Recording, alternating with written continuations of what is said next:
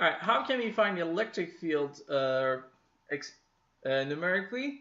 Electric field is force over charge, and we knew, like we found the force acting on the proton by magnetic fields. For electric force to cancel out, it needs to apply the same force. So then electric field force is not field force. Electric force is 144 times 10 to the power negative 13.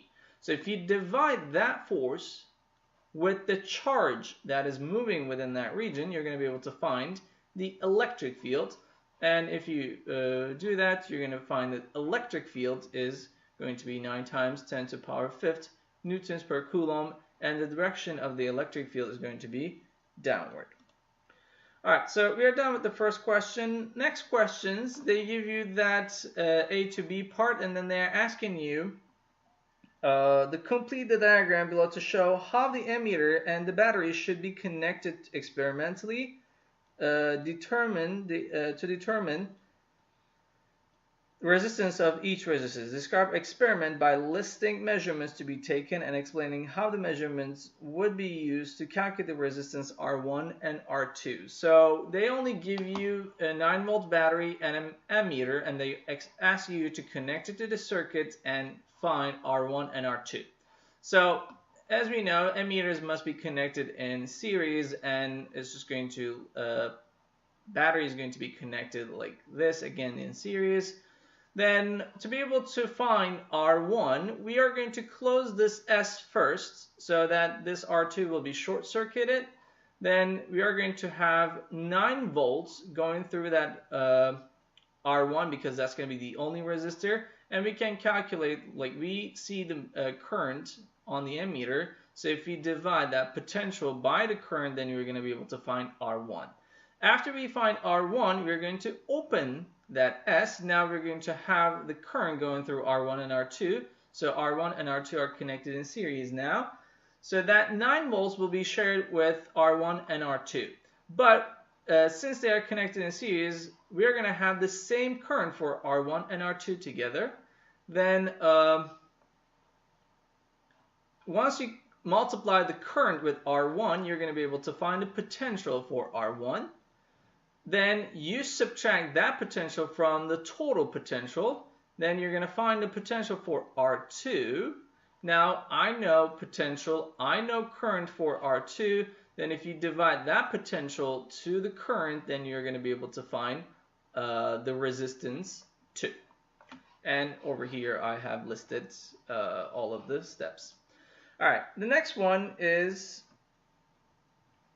a second group. This time we're going to have a capacitor on the bottom wire. So a second group of students is given a combination of circuit elements that is similar to the previous one, but has an initially uncharged capacitor in series with the open switch as shown above. The combination is placed in a circuit with a power supply so that the potential difference between A and B is maintained at 9 volts. Students close the switch and immediately begin to record current through point B. The initial current is 0.9 amps, and after a long time the current is 0.3 amps. So in part B, in the first I part, they are asking for compare the currents through resistor 1, resistor 2, and the switch immediately after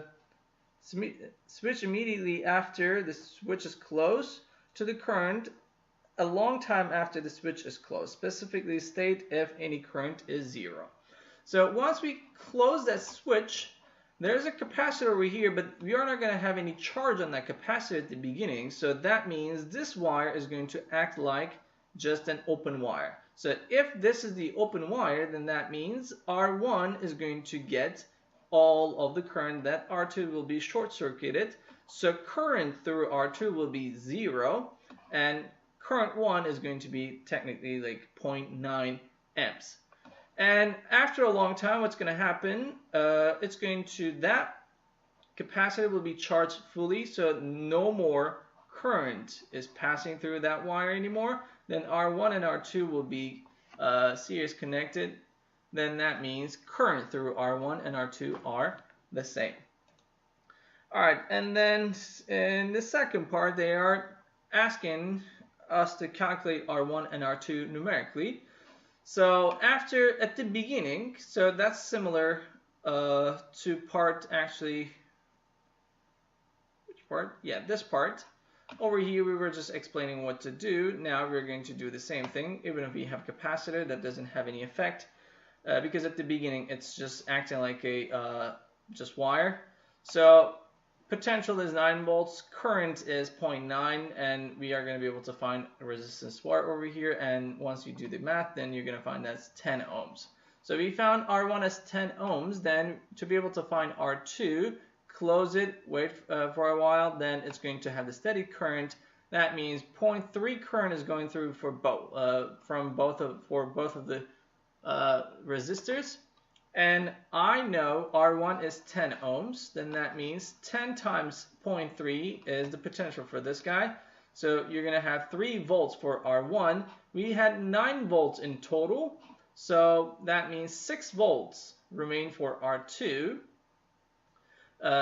And we know the current through this, so 6 volts divided by 0.3 is going to give you 20 ohm resistor. And at part B, landed like triple I, determine the potential difference across the capacitor a long time after. So in this case, potential of R2, since R2 and capacitors are connected in parallel, they're going to share the same, they're going to have the same potential. So we know R2 has 6 volts of potential. That means capacitor also has 6 volts of potential. And the next one, next group is doing the same experiment again, but they're thinking that battery is ideal, but then they figure out that it's not ideal. It has internal resistor. So if it has an internal resistor, then are they going to find a greater R1 and R2, or like less R1 and R2? So let's think about it. According to Kirchhoff's loop rule, total potential provided to circuits must be spent in a closed loop. Since 9-volt battery is the only power source for the circuit, it must be spent by the resistors. So, and since we are adding internal resistance this time, then total resistance of the system, of the circuit, will increase. If total resistance increases, then what's going to happen? Total current to the circuit will decrease. If total current decreases, total resistance will be calculated greater than what it is, right? Because current is decreasing, but we still assume that 9 volts is what we are providing to the circuit. So we divide that 9 with a smaller number. So that means we actually calculate the resistance greater than what they are. So R1 and R2 will be calculated greater than their actual values. So that was a little bit tricky. You need to think like twice.